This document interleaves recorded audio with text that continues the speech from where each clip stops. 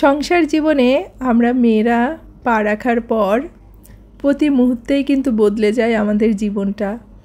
আমাদের প্রত্যেকের সংসারই আলাদা এবং প্রত্যেকেরই সংসারের কাজগুলোই কিন্তু একটু আলাদা ধরনের হয়। তাই আমরা যেভাবে পারি সেভাবেই কিন্তু সংসারটাকে গুছিয়ে রাখি। নমস্কার, আমি লিপি সাহা।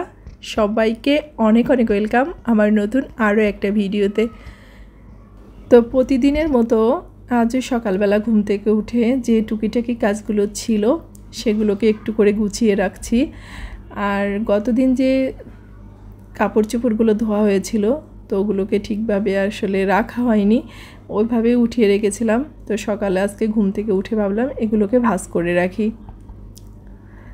আর আমাদের সংসারের কাজগুলো কি জানেন, অভ্যাসের সাথে সাথে আমার মনে হয় যে একটা আর্ট। আর আমরা যদি এই কাজগুলোকে ভালোবেসে করি তাহলে আমাদের কিন্তু একটুও কষ্ট লাগে না। তো আমাদের তো একটা নির্দিষ্ট রুটিন মেনটেন করেই কাজগুলোকে করে নিতে হয়। সকালের নাস্তা বানাতে হবে, কারণ সবারই না একটা ব্যস্ততা থাকে যে হাজব্যান্ড বেরিয়ে যাবে, ছেলে স্কুলে যাবে, আবার মাদেরকে ছেলে বা সন্তানদেরকে নিয়ে বাইরে বেরিয়ে যেতে হবে। তাই কাজগুলোকে একটা নির্দিষ্ট টাইমের মধ্যেই শেষ করতে হবে, সেটা যেভাবেই হোক। তো আমার মনে হয় যে আমাদের ছোটোবেলাতে দেখেছি আমরা যতটা বর্তমানে একটা চাপে থাকি বা একটা টেনশনে থাকি, তারা কিন্তু এতটা চাপে বা টেনশনে কিন্তু থাকতো না। তো যাই হোক, এদিকেই সকালে কিছু কিছু কাজ ছিল, সেগুলো ছেলে ঘুম থেকে ওঠার আগেই আর কি গুছিয়ে নিলাম। ওই যে বললাম যে টাইমের মধ্যেই কাজগুলোকে শেষ করতে হয়, এই দেখেন এটাই তার প্রমাণ। আর ছেলের কিছু পড়া বাকি ছিল, তো সেই পড়াগুলোকে কমপ্লিট করে দিয়ে চলে আসছি রান্নাঘরে। তো সকালে নাস্তাটা বানিয়ে নিচ্ছি, এর মধ্যে স্বপ্নিলের পাপাও স্নানটা করে নিয়েছে। তো এর মধ্যে আমি রুটি পরোটা যা যা করার সব কিছুই করে নিয়েছি। তো আমরা তিনজনে তিন ধরনের নাস্তা খাই সকালে। স্বপ্নিলের পাপা রুটি খাই, আমি একটা পরোটা খাই, আর স্বপ্নিল বেশিরভাগ সময় ভাতটাই খাই এখন, কারণ রুটি খেলে একটু সমস্যা হয় সে কারণেই। আর এই যে চাটা হয়ে গেছে, আর এখন নাস্তাটাকে দিয়ে দিব। তো ওইদিকে স্বপ্নিল হচ্ছে রেডি হয়ে নিচ্ছে, ও যেহেতু কোচিংয়ে যাবে আর ওর পাপাই আজকে ওকে দিয়ে আসবে। তো ওকে খেয়ে যেতে বললাম, ও আর কি খাবে না, বাসায় এসে আর কি খাবে।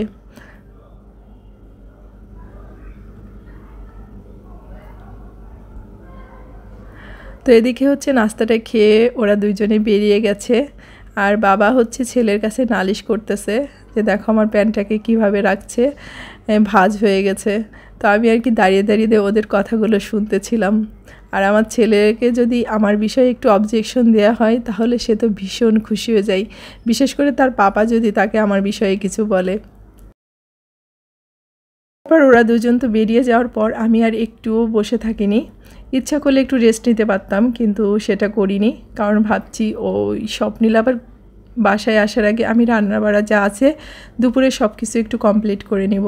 তো সাথে সাথেই সব কিছু কেটে বেছে রেডি করে নিয়ে এই যে দুপুরে রান্নাটাও বসিয়ে দিয়েছি। আর এখন সকাল 11টা মতো বাজে। আর ওইদিকে লাইয়ের তরকারিটা রান্না করেছি একদম কম মশলা দিয়ে। আর এদিকে একটু কাঁচা কলা ভেজে নিচ্ছি। আর এই কাঁচা কলা ভাজাটা আমার ভীষণ প্রিয়।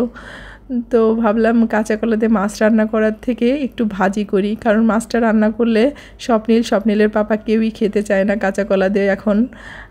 তো সে কারণেই অনেকগুলো কাঁচা কলা আনছে, ফ্রিজে বেশ কিছুদিন ধরে রয়েছে। আর কাঁচা কলাগুলো না অনেক মোটা মোটা, এগুলো ভাজা খেতে কিন্তু অনেক মজা লাগে। তো যাই হোক, ওইদিকে কাঁচা কলাটাকে ভেজে একটু ইলিশ মাছ রান্না করব। তো ইলিশ মাছটাকে আগে থেকেই লবণ হলুদ মাখিয়ে রেখেছি।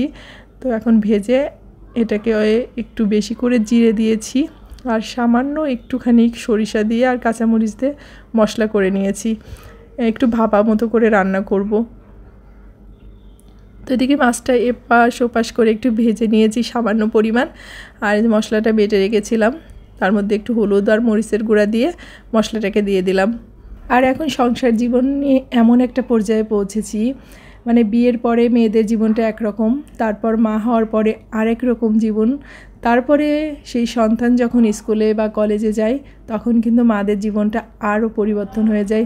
তো এখন কি হয়েছে, হাতে কাজ থাকলে না ওই বসে থাকতে পারি না, সবসময় ভাবি যে আগে ঝটপট করে যে কাজগুলো আছে সেগুলো কমপ্লিট করে তারপরে পরে যদি সময় পাই তাহলে একটু রেস্ট নেব। কারণ মাথার মধ্যে ওই টেনশন থাকে যে ছেলেকে টাইম মতো খাবার দিতে হবে, ওকে পড়াতে হবে, এই টেনশনগুলো তখন না আর ওই শুয়ে থাকতে বা বসে থাকতে ভালো লাগে না। তো এভাবেই আসলে আমাদের জীবনটা পরিবর্তন হয়ে যায়। তো এইদিকে দেখেন সব কিছু রান্না করে নিয়েছি, আর স্বপ্নিলুয়ের মধ্যে চলে আসছে রান্নাটা শেষ হতে হতে। তো সবাই ভালো থাকবেন, সুস্থ থাকবেন, আর অবশ্যই সাবধানে থাকবেন। দেখা হচ্ছে নেক্সট ভিডিওতে।